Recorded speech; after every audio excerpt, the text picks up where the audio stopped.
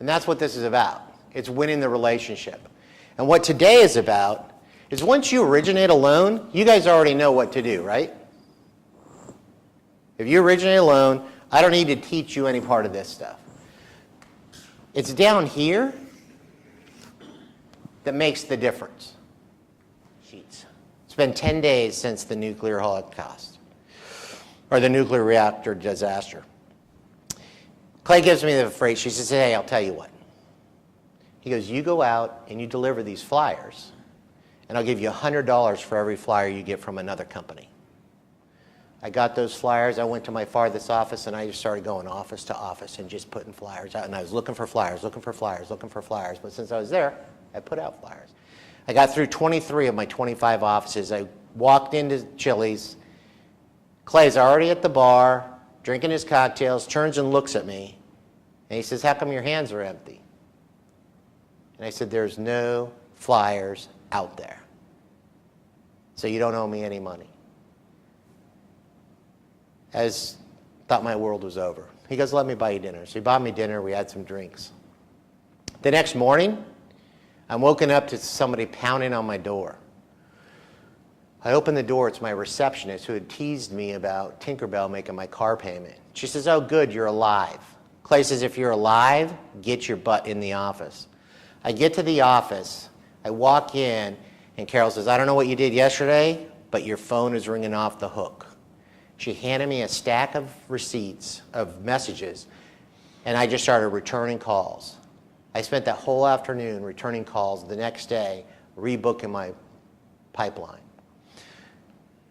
And the loss that I realized was about $25,000 in today's dollar, but the lesson I learned was that I was no longer in the interest rate business, I was in the people business. And it's about building relationships. Because from that day on, I no longer sold interest rates. I sold relationships. And I developed the relationships, which is part of the book that I wrote, The Business of Gratitude. So one of the most important things about relationship is that there are some people we're meant to serve and some people not so much. Does that make sense? Are there people around you that energize you and inspire you? Those are the people you want to do business with. Because when I started in this business, we went out and found borrowers. That was our job. We were hunter-gatherers. We are no longer hunter-gatherers. We have to attract people into our tribe. We have to attract people into our community. And one of the ways we're going to do that is to filter into the community. This doesn't work with just who you're doing business with. It works with who you're associating with, who your title rep is, who your wholesale reps are, who your escrow officers are, where you eat.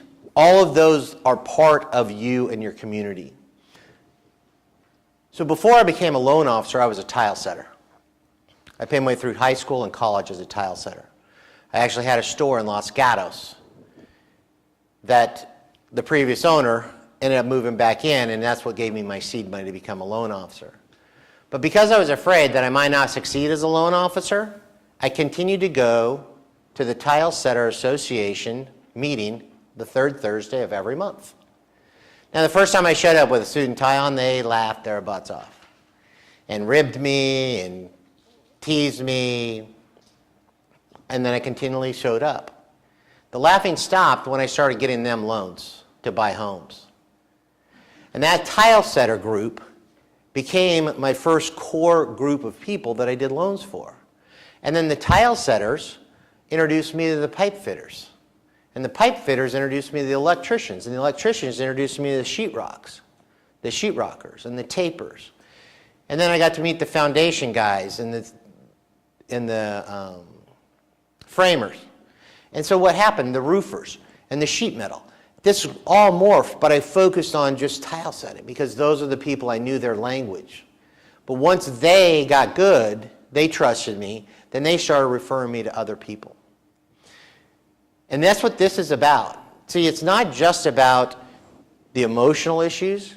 It's looking at the hobbies and interests and characteristics of the people you like.